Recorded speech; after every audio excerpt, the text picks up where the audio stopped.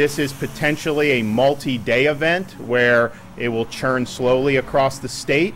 That obviously creates a whole host of issues.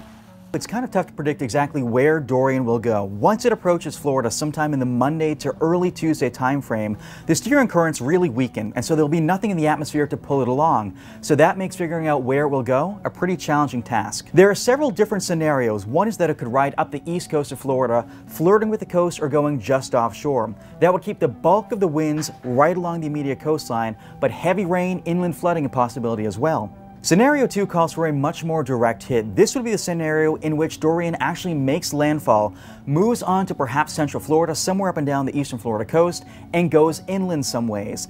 That would bring the core of 110 plus mile-per-hour winds, possibly as a Category 3 or 4 storm, onto land. That could also set the stage for some dangerous, potentially life-threatening coastal flooding as well.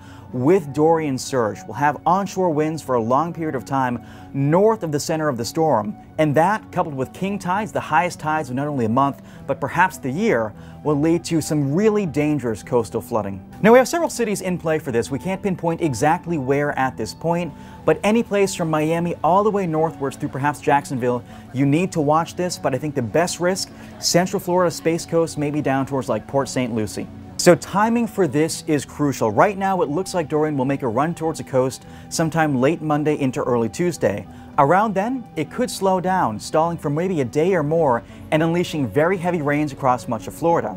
By that point, it'll start to meander northwards, eventually fringing the coast of the Carolinas and heading out to sea. If that scenario pans out, we could be talking big-time rain totals not only in Florida, but also eastern Georgia and the Outer Banks of the Carolinas. Of course, you can find out more on CapitalWeatherGang.com and TheWashingtonPost.com. We'll be watching this around the clock, and we'll be with you every step of the way. For the Capital Weather Gang, I'm meteorologist Matthew Capucci.